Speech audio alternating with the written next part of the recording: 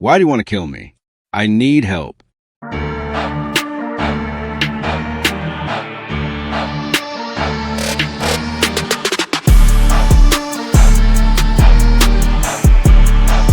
Today, police identified the married couple killed in a murder-suicide in Johnston County. This is Christopher Pugh and Teresa Adams-Pugh. They were found dead inside their home Saturday night with 911 calls causing a SWAT response. Why do you want to kill me?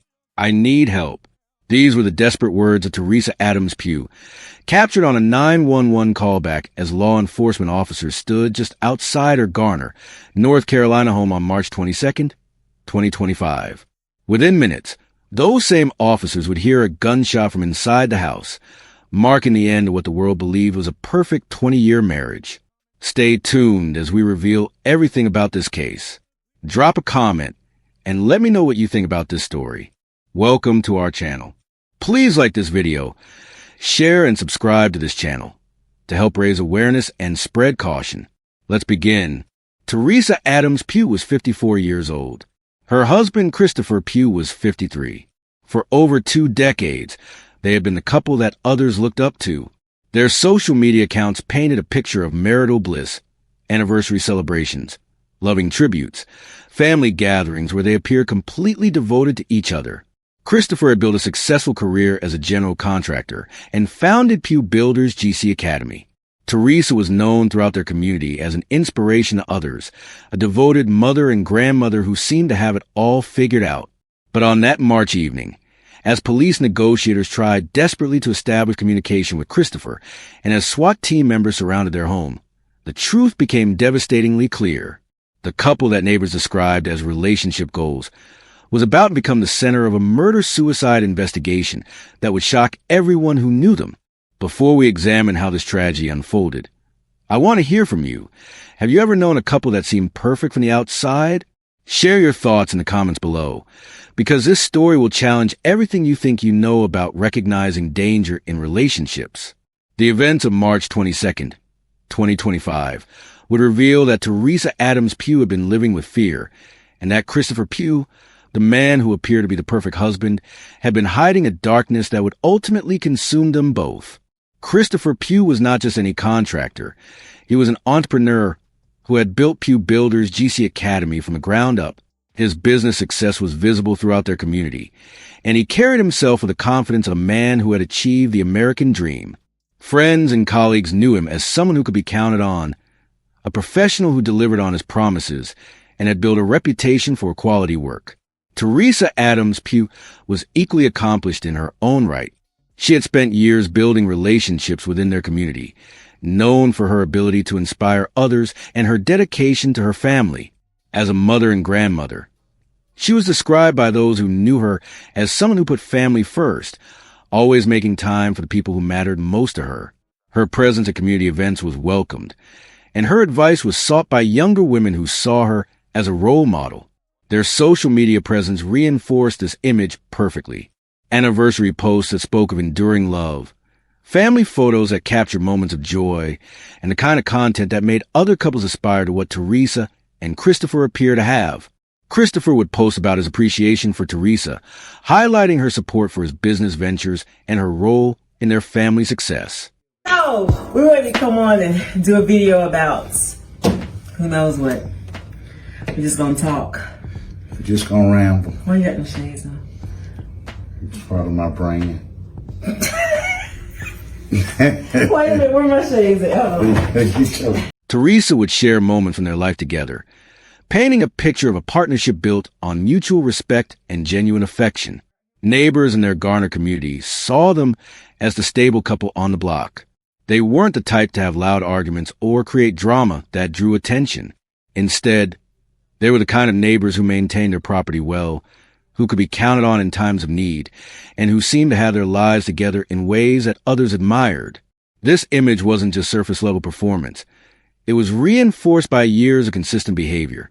Christopher's business success meant financial stability, which removed many of the stressors that constrain marriages.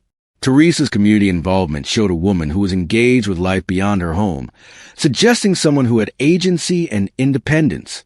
Together, They appear to have navigated the challenges that destroy so many long-term relationships. But the most telling aspect of their public persona was how others reacted to them. When people spoke about Teresa and Christopher, they used words like devoted, successful, and inspiring. They were the couple that others pointed to when discussing what a good marriage looked like. Young couples in their communities saw them as proof that lasting love was possible, while older couples saw them as peers who had successfully built something meaningful together.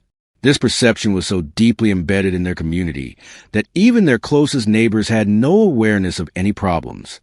There were no reports of domestic disturbances, no calls to police, no visible signs that anything was wrong behind the doors of their home.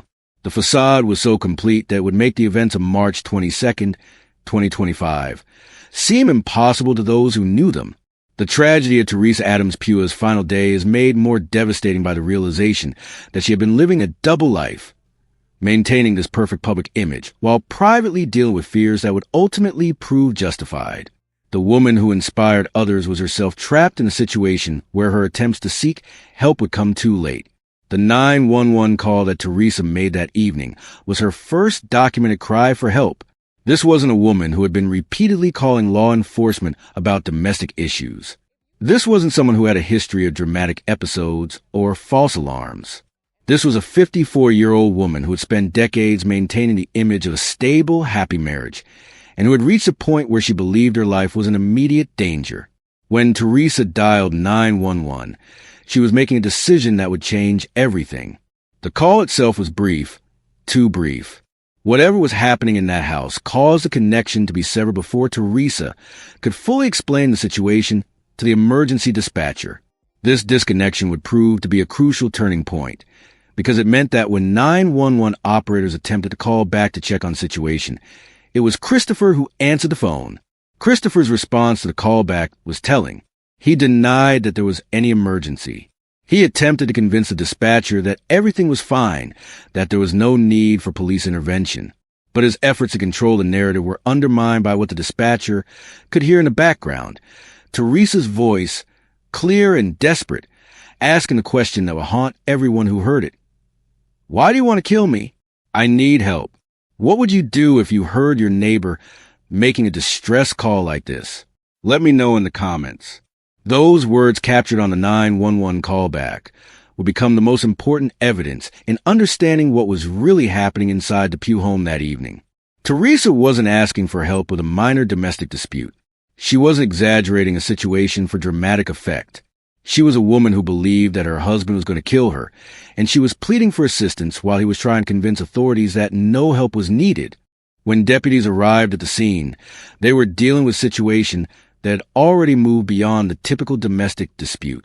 They had a woman who had called for help, a man who was denying any problem existed, and clear evidence in the phone call that someone inside the house believed they were in mortal danger. Their arrival at the scene represented the moment when the private crisis inside the Pugh home became a public emergency that would require all of their training and experience to handle properly. The officers who responded that evening had no way of knowing that they were about to become witnesses to the final moments of a 20-year marriage. They couldn't have predicted that their presence outside the home would not be enough to prevent the tragedy that was about to unfold. What they did know was that they were dealing with a high-risk situation that required immediate and careful attention. As the deputies positioned themselves around the Pugh residence, they were following protocols designed to maximize the safety of everyone involved. They were prepared to de-escalate the situation if possible, but they were also ready to respond to whatever might happen next. Unfortunately, what happened next would test every aspect of their training and leave them as helpless witnesses to a tragedy they were unable to prevent. The moment law enforcement officers heard the gunshot from inside the Pugh home, the situation transformed from a domestic dispute call into an active crisis that would require specialized intervention.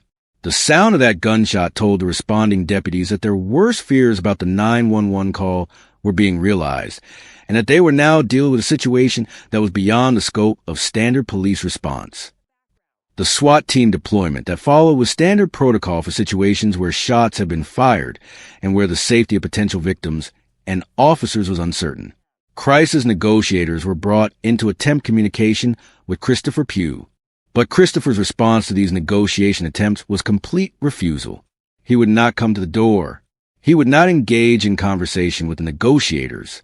He would not provide any information about the status of Teresa or about his own intentions. This silence was more than just uncooperative. It was actively obstructive in a situation where communication could have been the difference between life and death. The officers and negotiators outside the Pugh home were dealing with one of the most challenging scenarios in law enforcement. A barricaded suspect situation where the welfare of potential victims was unknown. They had heard Teresa's desperate plea for help on the 911 call back. They had heard the gunshot from inside the home, and they were now faced with a suspect who refused to communicate or cooperate with their efforts to resolve the situation safely. Hours passed as the SWAT team maintained their positions around the home.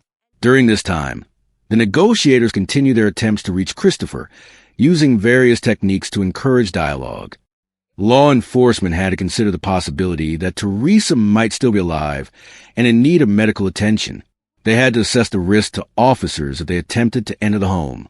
They had to evaluate whether continued negotiation efforts might be successful or whether they were simply allowing more time for the situation to deteriorate further.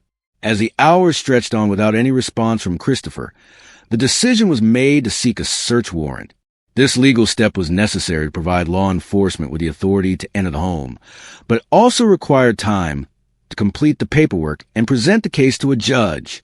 During this waiting period, the SWAT team maintained their positions, ready to respond to any developments while the legal process moved forward.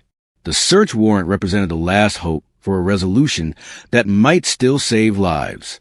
If Teresa was still alive inside the home, if Christopher could still be persuaded to surrender peacefully, if the situation could still be resolved without further tragedy, the search warrant provided the legal framework for officers to take action. But even as the paperwork was being processed, the officers outside the Pugh home understood that they might be too late. The gunshot they had heard earlier, combined with Christopher's refusal to communicate, painted a picture of a situation that had likely already reached its tragic conclusion. When law enforcement officers finally entered the Pugh home with their search warrant, they found a scene that confirmed their worst fears. Both Teresa Adams-Pugh and Christopher Pugh were deceased from gunshot wounds.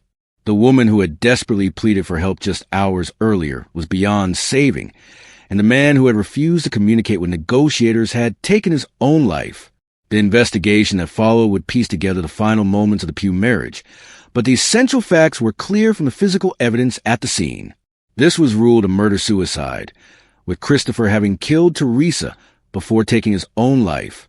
The timeline established by investigators showed that the gunshot officers had heard from outside the home had likely been a moment when both lives were lost. For the law enforcement officers who had spent hours trying to resolve the situation peacefully, this discovery was devastating. They had followed proper protocols. They had brought in specialized units.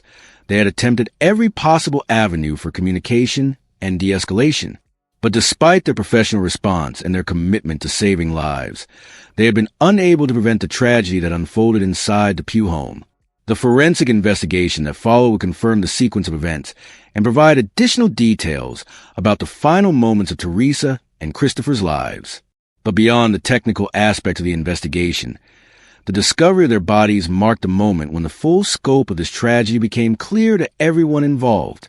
The responding officers had to process not only the professional failure to save lives, but also the personal impact of having been so close to a situation where a woman's desperate plea for help had gone unanswered.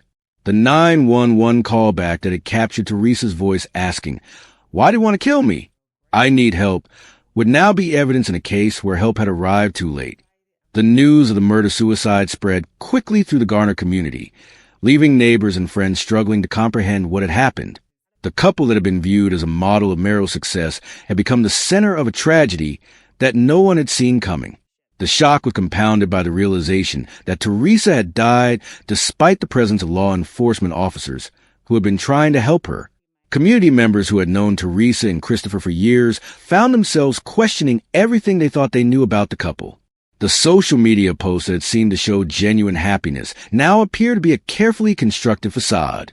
The public displays of affection that had been admired as evidence of a strong marriage were now viewed as potential cover for a much darker reality. The impact on Teresa's family was immeasurable.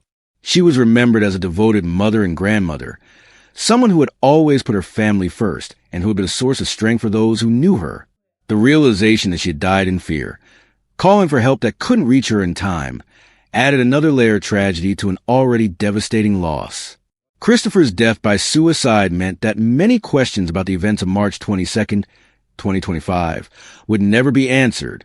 The investigation could establish what had happened, but the why behind his actions would remain largely unknown. The man who had built a successful business and maintained a positive public image had chosen to end two lives rather than face whatever crisis had brought them to that moment. The investigation into Teresa Adams-Pugh's death revealed a troubling reality that challenges everything we think we know about recognizing danger in relationships. Here was a woman who had been married for over 20 years, who had maintained a positive public presence, who had been active in her community and devoted to her family. Yet she had been living with fear that ultimately proved justified. The absence of any prior police reports or documented domestic violence incidents makes this case particularly disturbing. Teresa had never called law enforcement before March 22nd, 2025. There were no restraining orders, no hospital visits for suspicious injuries, no complaints from neighbors about domestic disturbances. By all external measures, the Pugh marriage appeared to be free from the red flags that we're taught to watch for when it comes to domestic violence. This reality points to a form of abuse that is often harder to detect, coercive control that happens behind closed doors, leaving no visible bruises or obvious signs of danger. Christopher Pugh was described by those who knew him as having many faces, kind and professional in public, but apparently capable of behavior that left his wife fearing for her life in private. The timing of Teresa's 911 call suggests that March 22nd, 2025, represented a moment when her situation had escalated beyond her ability to manage or endure. This wasn't a woman who had been making repeated calls for help. This was someone who had reached a breaking point after years of keeping her fears private. The desperation in her voice on the 911 callback revealed the reality of what she had been living with behind the closed doors of their home. Christopher's refusal to communicate with negotiators and his ultimate choice to commit murder-suicide rather than face the consequences of his actions speaks to the control dynamics that had likely been present in their relationship for years. Rather than allow Teresa to seek help or to face accountability for his behavior, he chose to end both of their lives on his own terms.